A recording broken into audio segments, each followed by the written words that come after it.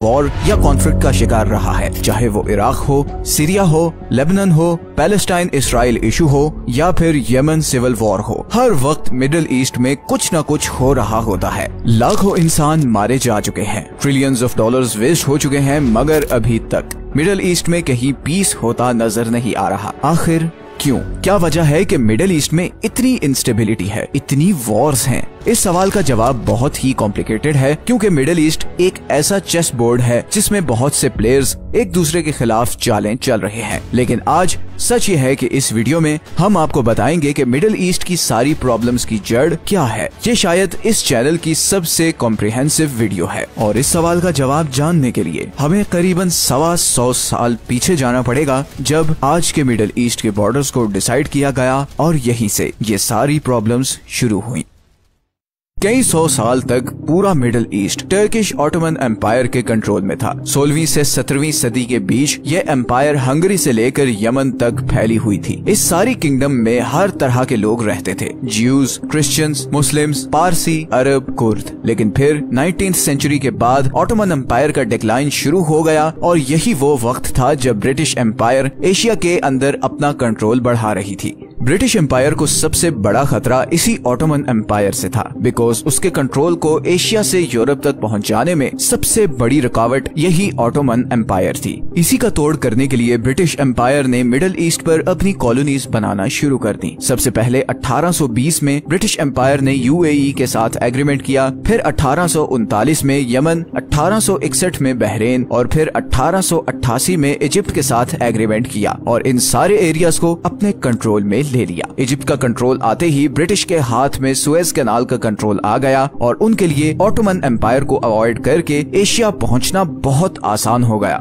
Ottoman empire Britain के इस बढ़ते हुए कंट्रोल को देख रही थी और वो जानती थी कि ब्रिटिश एम्पायर का ये बढ़ता हुआ इन्फ्लुएंस उसके लिए कितना खतरनाक साबित हो सकता है। इसीलिए 1914 में शुरू होने वाली वर्ल्ड वॉर 1 में ऑटोमन एम्पायर ने जर्मनी का साथ दिया और यही वो वक्त था जब ब्रिटेन और फ्रेंच एम्पायर ये डिसाइड कर चुके थे कि अब उन्हें हर कीमत पर इस ऑटोमन एम्पायर को खत्म करना है। इसी प्लान के लिए फ्रेंच और ब्रिटिश एम्पायर ने एक सीक्रेट एग्रीमेंट साइन किया जिसका नाम था साइक्स पिको एग्रीमेंट। इस एग्रीमेंट के अकॉर्डिंग वर्ल्ड वॉर 1 के खत्म होने के बाद ये सारा एरिया डायरेक्ट ब्रिटिश कंट्रोल के अंडर चला जाएगा। ये एरिया एक इंडिपेंडेंट अरब स्टेट बनेगा, पर रहेगा ये भी ब्रिटिश इन्फ्लुएंस के अंडर। ये सारा एरिया डायरेक्ट फ्रेंच एम्पायर के कंट्रोल में होगा। ये एरिया एक इंडिपेंडेंट अरब स्टेट बनेगा, पर ये फ्रेंच एम्पायर के इन्फ्लुएंस में ही रहेगी। ये सारा एरिया रशियन एम्पायर को दे दिया जाएगा और फिर ये पैलेस्टाइन और इसराइल वाला सारा एरिया एक इंटरनेशनल एडमिनिस्ट्रेशन के अंडर होगा। इन बॉर्डर्स को डिसाइड करते वक्त लैंग्वेज, रिलीजन, एथनिसिटीज, इन सब चीजों को बिल्कुल इग्नोर किया गया और यही वो गलती थी जिसकी सजा मिडिल ईस्ट आज तक भुगत रहा है। 1917 में एक डिक्लेरेशन हुआ जिसमें ब्रिटिश सरकार ने जर्मनी में मौजूद ज्यूइश कम्युनिटी से ये वादा किया कि वो पैलेस्टाइन में ज्यूज के लिए एक अलग स्टेट बनाने में ज्यूज की मदद करेगी। इस डिक्लेरेशन को बैलफोर डिक्लेरेशन कहते हैं और यही वो टाइम था जब वर्ल्ड सुपर पावर्स ऑयल की तलाश में थी, क्योंकि वर्ल्ड वॉर 1 के बाद सब जान चुके थे कि 21वीं सदी पर वही राज करेगा जिसका तेल पर कंट्रोल होगा। उस वक्त अमेरिका दुनिया का सबसे बड़ा ऑयल प्रोड्यूसर और सप्लायर था और ब्रिटेन की 80% ऑयल सप्लाई अमेरिका से आती थी। मगर उस वक्त अमेरिका के प्रेसिडेंट वुडरो विल्सन थे जो एम्पायर्स के कॉन्सेप्ट के बहुत खिलाफ थे और इसी चीज को भांपते हुए ब्रिटेन अमेरिका को रिलायबल नहीं समझता था। वो हर कीमत पर अमेरिका पर से अपनी ऑयल की डिपेंडेंसी खत्म करना चाहता था। अब ऑयल उस जमाने में सबसे पहले 1908 में इधर ईरान में डिस्कवर हुआ था, मगर वो बहुत ही थोड़ी क्वांटिटी में था। इसीलिए ब्रिटिश एम्पायर इस सारे एरिया में बहुत तेजी से मजीद ऑयल तलाश कर रही थी, लेकिन इस खोज को अभी कुछ और साल लगने थे। 1919 में वर्ल्ड वॉर 1 खत्म होने के बाद जंग जीतने वाले एलाइज कंट्रीज वर्साइज में मिले और ट्रीटी ऑफ वर्साइज साइन हुई, जिसमें मिडिल ईस्ट के बॉर्डर्स को एक बार फिर चेंज किया गया और फिर अगले ही साल ट्रीटी ऑफ सुएज अनाउंस की गई, जिसमें ऑटोमन एम्पायर को लिटरली टुकड़ों में तोड़कर फ्रेंच और ब्रिटेन एम्पायर के कंट्रोल में दे दिया गया। टर्किश गवर्नमेंट इस ट्रीटी पर आग बगोला हो गई और अगले 2 साल तक वो एलाइज के खिलाफ लड़ती रही और फिर आखिरकार 1923 में ये सारे कंट्रीज टर्किश गवर्नमेंट के साथ टेबल पर बैठे और ट्रीटी ऑफ लॉसेन साइन की गई और इसी ट्रीटी के नतीजे में मॉडर्न डे टर्की वजूद में आया। आज के मिडिल ईस्टर्न बॉर्डर्स मोर और लेस इसी ट्रीटी का नतीजा है। है। इस ट्रीटी में एक बार फिर बहुत सी ग्राउंड रियलिटीज को इग्नोर किया गया, जैसे कि कुर्द जो कि उस वक्त इस सारे एरिया में रहते थे और उनका कल्चर, लैंग्वेज, हर चीज टर्किश लोगों से बहुत ही डिफरेंट थी। पर इस सारे एरिया को टर्की, सीरिया, ईरान और इराक में डिवाइड कर दिया गया और ये कुर्द इन सब कंट्रीज में एक माइनॉरिटी बन गए, जिसके बाद से आज तक कुर्द लोग अपने लिए एक डिफरेंट कंट्री के लिए मूवमेंट चलाते आ रहे हैं और ये सारा एरिया आज एक बहुत बड़े कॉन्फ्लिक्ट का शिकार है। इस टॉपिक को डिटेल में हमने इस वीडियो में कवर किया है, तो आप तुर्की और कुर्द के इशू को इस वीडियो में देख सकते हैं। इसी तरह इस पार्टीशन में ऑटोमन एम्पायर के प्रोविंसेस जैसे मोसुल, बगदाद और बसरा को इराक में शामिल कर दिया गया। हालांकि इन तीनों प्रोविंसेस के डेमोग्राफिक्स बहुत डिफरेंट थे। फॉर एग्जाम्पल, मोसुल में मेजोरिटी कुर्दिश लोग रहते थे, बगदाद में सुन्नी अरब मुस्लिम्स रहते थे, जबकि बसरा में ज्यादातर शिया अरब मुस्लिम्स रहते थे। इसी तरह कुवैत जो पहले इराक का हिस्सा था उसे इराक से सेपरेट कर दिया गया और फ्यूचर में यही वो चीज थी जो इराक कुवैत वॉर का सबब बनी। इसी तरह लेबनान को सेपरेट करके फ्रेंच कंट्रोल के अंडर एक इंडिपेंडेंट स्टेट बना दिया गया। उस वक्त लेबनान में 80% क्रिश्चियंस और सिर्फ 20% मुस्लिम्स रहते थे। खैर, ये डिवीजन भी फ्यूचर में बहुत प्रॉब्लम्स क्रिएट करने वाली थी। इसी तरह दमास्कस, अलेप्पो और डेर एज़-ज़ोर को इकट्ठा करके बहुत सारे सुन्नी, शिया,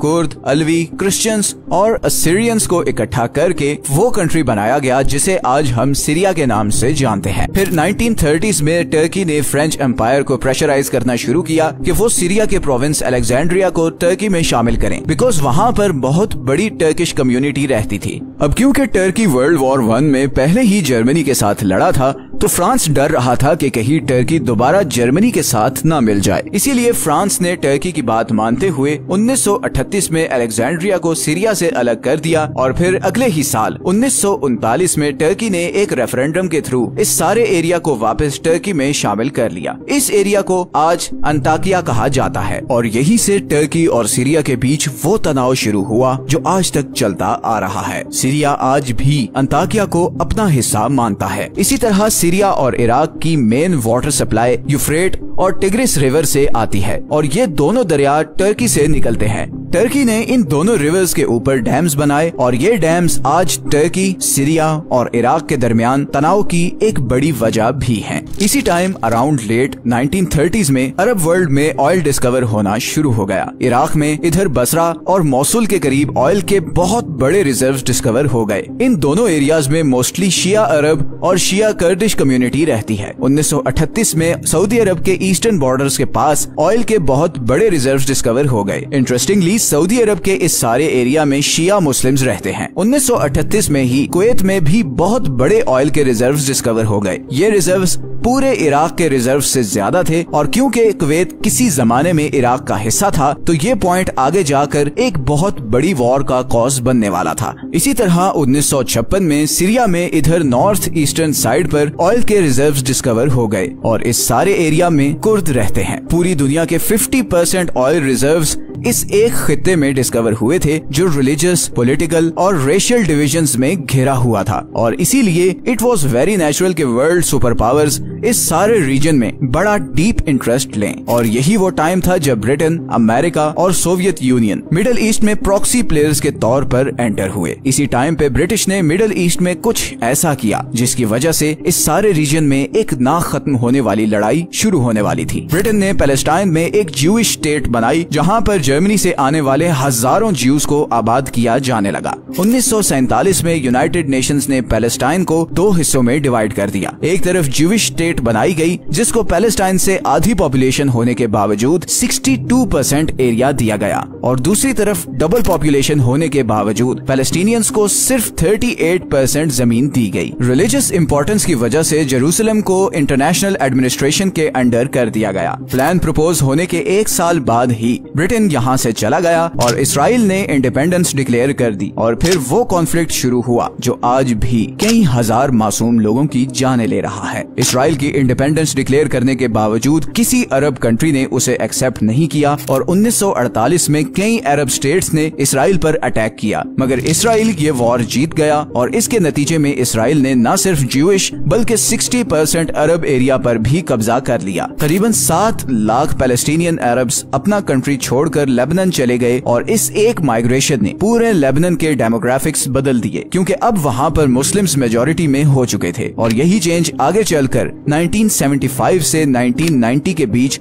लेबनान में एक बहुत बड़ी सिविल वॉर की वजह बनी। दूसरी तरफ ज्यूज मुसलसल पूरी दुनिया से आकर इधर इसराइल में आबाद हो रहे थे और अब पैलेस्टाइन के इस सारे एरिया में मुस्लिम्स कम और ज्यूज ज्यादा थे। इस पार्टीशन के कुछ साल बाद 1954 में जमाल अब्दुल नासिर प्रेसिडेंट बन गए। नासिर का एक ड्रीम था कि सारे अरब कंट्रीज इकट्ठे होकर एक अरब कंट्री बन जाएं और इस तरह वो इसराइल से लेकर अरब वर्ल्ड के हर दुश्मन को हरा सकेंगे। लेकिन नासिर न सिर्फ इसराइल और अमेरिका के अगेंस्ट थे बल्कि वो सऊदी अरब और कुवैत के भी बहुत खिलाफ थे, क्योंकि उनकी नजर में ये दोनों कंट्रीज मुसलमानों के दुश्मन अमेरिका से करीब हो रहे थे। 1956 में नासिर ने सुएज कैनाल बंद कर दी, जिसके नतीजे में फ्रांस, ब्रिटेन और इसराइल ने मिलकर इजिप्ट पर अटैक कर दिया। लेकिन समहाउ इजिप्ट ये वॉर जीत गया और पूरे अरब वर्ल्ड में हर तरफ अब्दुल नासिर के चर्चे होने लगे। पूरी अरब वर्ल्ड अब्दुल नासिर की नेशनलिस्ट आइडियोलॉजी से बहुत इम्प्रेस थी और इसी से इन्फ्लुएंस होकर 1962 में यमन में अरब नेशनल्स और यमनी गवर्नमेंट के बीच एक सिविल वॉर शुरू हो गई और यही वो वॉर थी जिसमें पहली दफा प्रॉक्सी प्लेयर्स की एंट्री हुई। ये सिविल वॉर सऊदी अरब, कुवैत और जॉर्डन जैसे फैमिली कंट्रोल्ड कंट्रीज के लिए खतरे का सिग्नल थी, बिकॉज कल को यही आइडियोलॉजी उनकी कंट्रीज में भी आ सकती थी, जिससे उनकी हुकूमत खतरे में पड़ सकती थी। इसलिए इन सब कंट्रीज ने अमेरिका के साथ मिलकर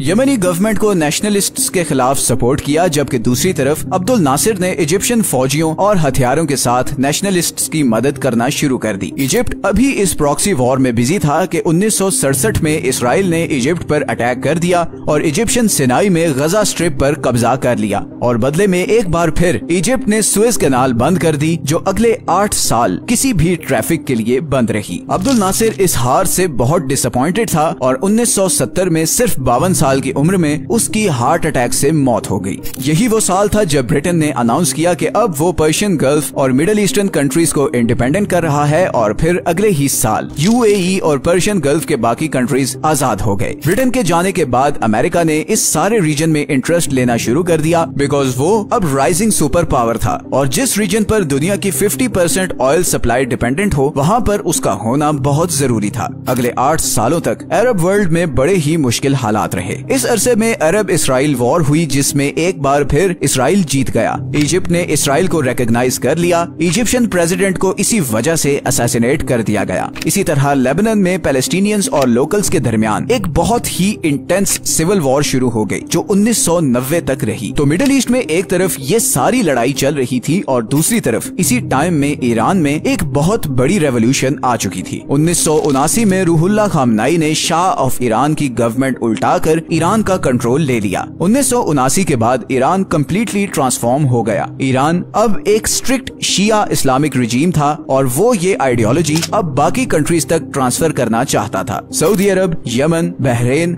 और इराक के सुन्नी रूलर्स के लिए जाहिर है ये एक बहुत बड़ा खतरा था और यही वो टाइम था जब इधर इराक में सद्दाम हुसैन पावर में आ चुका था। सद्दाम सुन्नी मुस्लिम था और उसे डर था कि कहीं ईरानियन रेवोल्यूशन की आइडियोलॉजी इराक तक ना पहुंच जाए और अगर ऐसा हो गया तो इराक उसके हाथ से निकल जाएगा, बिकॉज इराक के मोस्टली ऑयल रिजर्व्स शिया मेजॉरिटी एरियाज में थे। इस रेवोल्यूशन को खत्म करने के लिए सद्दाम हुसैन ने 1980 में ईरान पर अटैक कर दिया और ये वॉर करीबन 8 साल चलती रही। अमेरिका, सऊदी अरब और कुवैत सद्दाम हुसैन को हेविली फंड करते रहे, मगर फिर भी 8 साल बाद 1988 में ईरान इराक वॉर बगैर किसी नतीजे के खत्म हो गई। इस वॉर ने इराक को इकोनॉमिकली बहुत ज्यादा डैमेज किया था। सद्दाम हुसैन ने कुवैत से रिक्वेस्ट की कि वो उसका $65 बिलियन का लोन माफ कर दे, जो उसने इराक को ईरान के खिलाफ लड़ने के लिए दिया था, मगर कुवैत ने इनकार कर दिया। सद्दाम हुसैन ने बदले में कुवैत पर अटैक किया और कुवैत के सारे ऑयल रिजर्व्स को अपने कंट्रोल में ले लिया। सद्दाम हुसैन अब दुनिया के 25% ऑयल रिजर्व्स का मालिक था। सद्दाम इसके बाद सऊदी अरब के बॉर्डर पर इराकी आर्मी को ले आए। इट वॉज वेरी ऑब्वियस कि अब वो सऊदी अरब की ऑयल फील्ड्स को अपने कंट्रोल में लेना चाहते थे, जिसके बाद दुनिया की करीबन 50% ऑयल सप्लाई एक आदमी के कंट्रोल में चली जानी थी। सऊदी अरब और वर्ल्ड पावर जाहिर है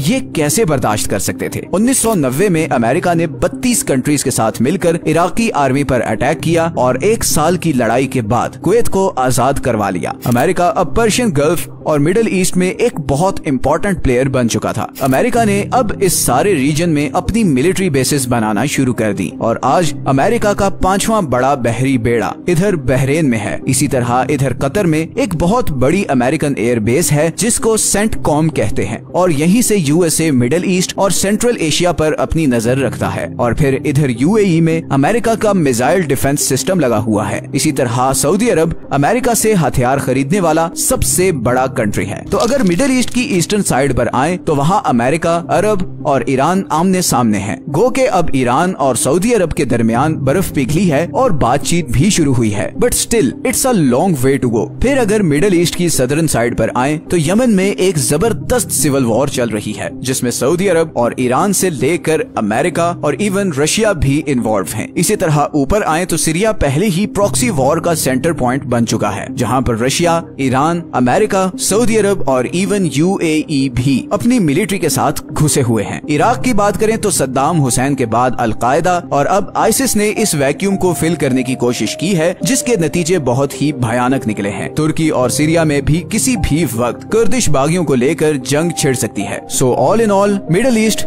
इज इन अ मेस और इसकी रूट कॉज आज से 100 साल पहले की गई बॉर्डर्स की ये पार्टीशन है, जिसमें इंसानों के बीच डिफरेंसेस का बिल्कुल भी ख्याल नहीं रखा गया और ख्याल रखा गया तो बस अपने फायदे का। आपकी आज के वीडियो के बारे में क्या ओपिनियन है नीचे कमेंट्स में जरूर बताएं। ये हैं वो सारे सोर्सेज जहां से हमने इस